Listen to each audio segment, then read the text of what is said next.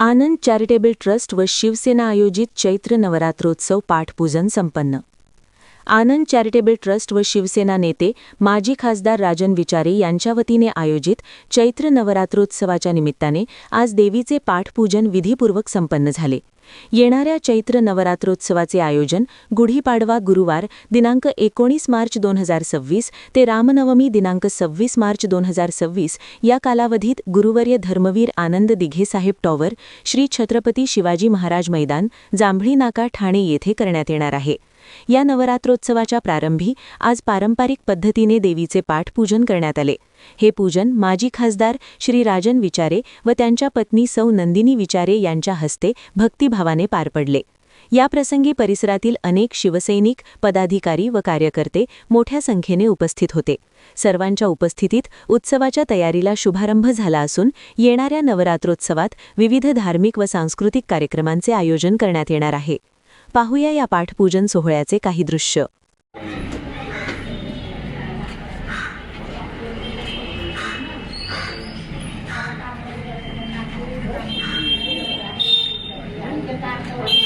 धूरसी धुर्वधुर्वन्तं धुर्वतीजयन्ते यशोदेहि द्विषोदहि स्वस्ति स्तुया विनाशाख्या धर्मकल्याणप्रतिदा विनायकप्रिया नित्यं ताञ्च स्वस्तिं ब्रुवन्तु नः देवानुरुद्धान् श्रेष्ठान् विप्रान् नमस्कृत्य श्रीमन्महागणाधिपतये नमः लक्ष्मीनारायणाभ्यां नमः उमामहेश्वराभ्यां नमः वागे हिरण्यगर्भाभ्यां नमः शुचे पुरन्दराभ्यां नमः माता पितृ गुरु चरणकमलेभ्यो नमः इष्टदेवताभ्यो नमः कुलदेवताभ्यो नमः ग्रामदेवताभ्यो नमः स्थानदेवताभ्यो नमः सर्वेभ्यो देवेभ्यो नमो नमः।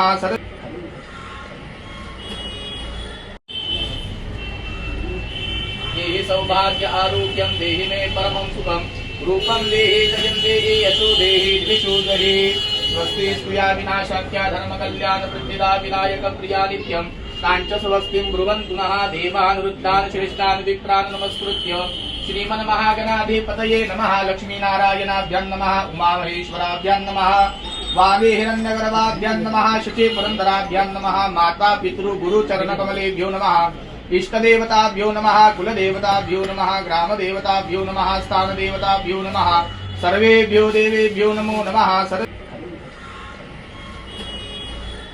हस्ते संकल्पमादाय तिथिर्विष्णुस्तथा वारं नक्षत्रं विष्णुरेव च योगश्चकरणं चैव सर्वं विष्णुमयं जगत् अद्य पूर्वोच्चारित एवं ग्रहगुणगण विशेषेण विशिष्टायां वेलायां शुभपुण्यतिथौ आदौ यजमानस्य कुलनाम गोत्र उच्चारः सहकुटुम्बस्य सहपरिवारस्य अखिलबान्धवानां भक्तजनसहितस्य यजमानः मम आत्मनः तत्रादौ निर्विघ्नतया सिद्ध्यर्थं महागणपते स्मरणं च करिष्ये। प्रारम्भे विनति करो गणपति विद्यानीं समर्पयामि रक्तगन्धानुलिप्ताङ्गं रक्तपुष्पैः सुपूजितं भक्ता। ब्युरो रिपोर्ट जनादेश। आपली माणसं आपला देश, पाहत रहा जनादेश। दिवा शहरात ठाणे महानगरपालिकेच्या अजब कारभाराविषयी मी आज ठाणे महानगरपालिका आयुक्तांना पत्र लिहिलेलं आहे। दिवा शहरातील जे सर्व प्रमुख रस्ते आहेत, जे अंतर्गत रस्ते आहेत, त्यांच्यावर महापालिकेच्या वतीने दररोज साफसफाई केलं जात नाही किंवा कचरा संकलन केलं जात नाही। कार्यसम्राट खासदार डॉक्टर श्रीकांत शिंदे साहेब यांच्या प्रयत्नांमुळे आणि शिवसेना शहर प्रमुख माजी उपमहापौर रमाकांतजी मडवी यांच्या पाठपुराव्यामुळे दिव्यातील सर्व प्रमुख रस्ते आणि अंतर्गत रस्ते यांचं काँक्रिटीकरण झालेलं आहे। परंतु या रस्त्यांवर महापालिकेतर्फे 1 दिवसाआड, 2 दिवसाआड, काही ठिकाणी तर 3 दिवसाआड कचरा सफाई केली जाते व कचरा संकलन केले जाते। परिणामी तुम्हाला ठिकठिकाणी हे कचऱ्याचे ढीग रस्त्यांवर साचलेले दिसतात। सर्व कचरा रस्त्यावर इतरत्र पसरलेला दिसतोय।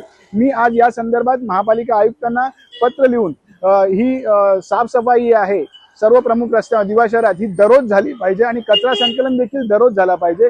ज्या ठिकाणी घंटागाडी वाढवण्याची आवश्यकता आहे अशा ठिकाणी घंटागाड्यांची संख्या वाढवली पाहिजे। उदाहरणार्थ दिवा पश्चिमेला आज घंटागाडी वाढवण्याची आवश्यकता आहे, तर तिथे सुद्धा घंटागाड्यांची संख्या वाढवली पाहिजे. आणि लवकरच आम्ही शहर प्रमुख रमाकांतजी मडवी यांच्या नेतृत्वाखाली सन्माननीय आयुक्तांची भेट घेऊन हा जो विषय आहे तो मार्गी लावण्याचा प्रयत्न करणार आहोत. आपली माणसं, आपला देश, पाहत रहा जनादेश. सर्व नागरिकांना आवाहन करण्यात येत आहे की सध्या डासांमार्फत पसरणाऱ्या डेंग्यू या आजाराचा प्रसार रोखण्यासाठी प्रत्येकाने पुढीलप्रमाणे कार्यवाही करावी. डेंग्यू आजार एडिस इजिप्ती हा डास चावल्याने होतो. या डासांची पैदास साचलेल्या किंवा साचवलेल्या स्वच्छ पाण्यामध्ये होते.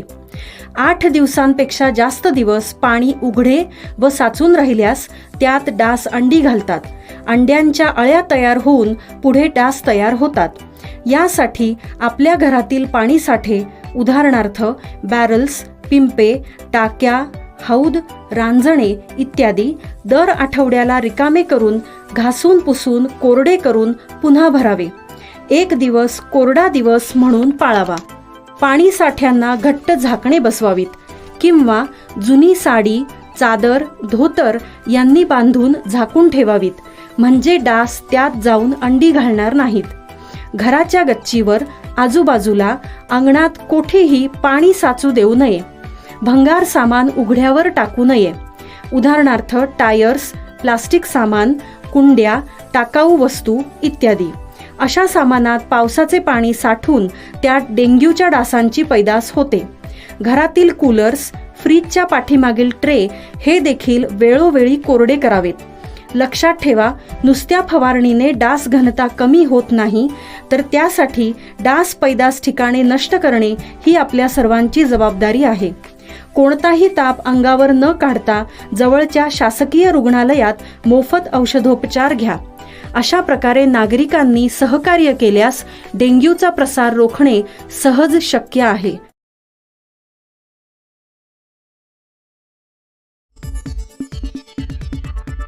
आपली माणसं, आपला देश, पाहत रहा जनादेश. मूलद्रव्यांच्या जादुई दुनियेत पुस्तक प्रकाशन ठाण्यात होणार संपन्न. विज्ञान प्रसाराचा उपक्रम.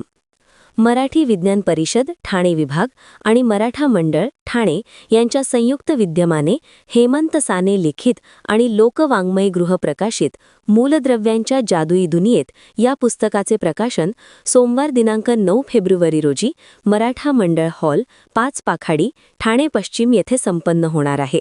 या कार्यक्रमाला पाहुणे म्हणून जिज्ञासा संस्थेचे अध्यक्ष सुरेंद्र दिघे, ज्येष्ठ विज्ञान प्रसारक आणि लेखिका डॉक्टर मानसी राज्याध्यक्ष आणि मराठी विज्ञान परिषद ठाणे विभागाचे कार्यवाह प्राध्यापक नामदेव मांडगे उपस्थित राहणार आहेत.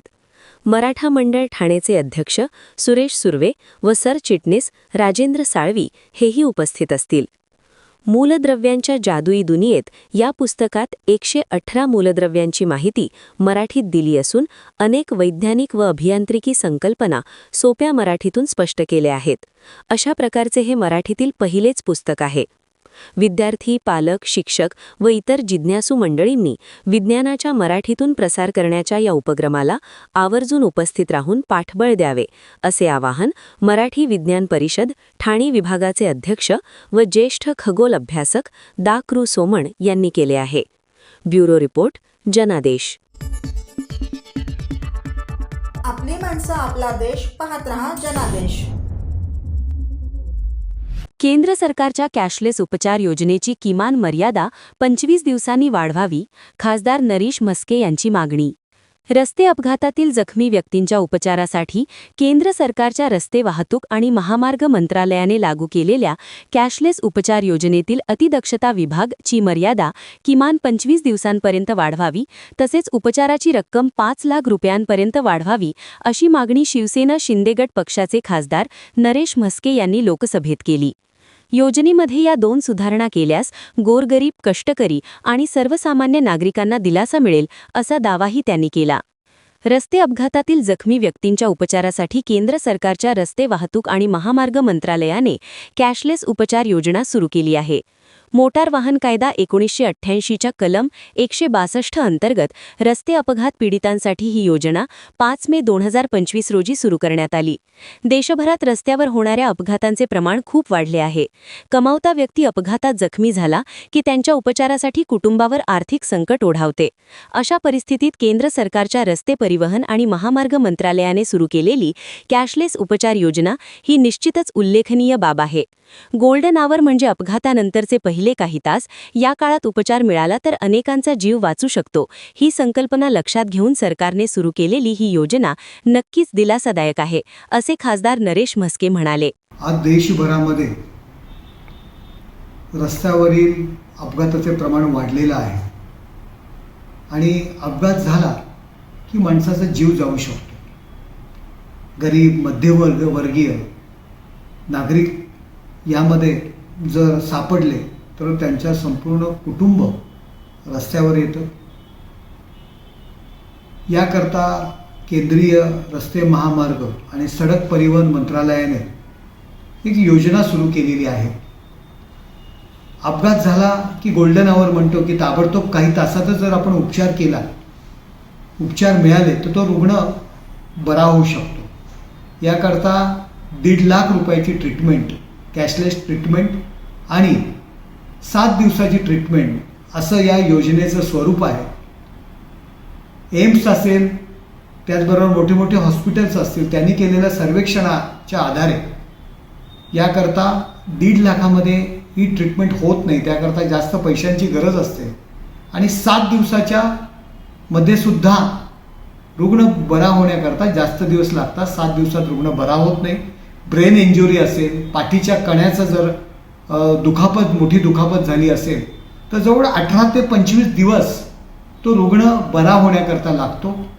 याकरता या योजनेचं स्वरूप बदलावं आणि ती 1.5 लाखाची मर्यादा 5 लाखापर्यंत ठेवावी.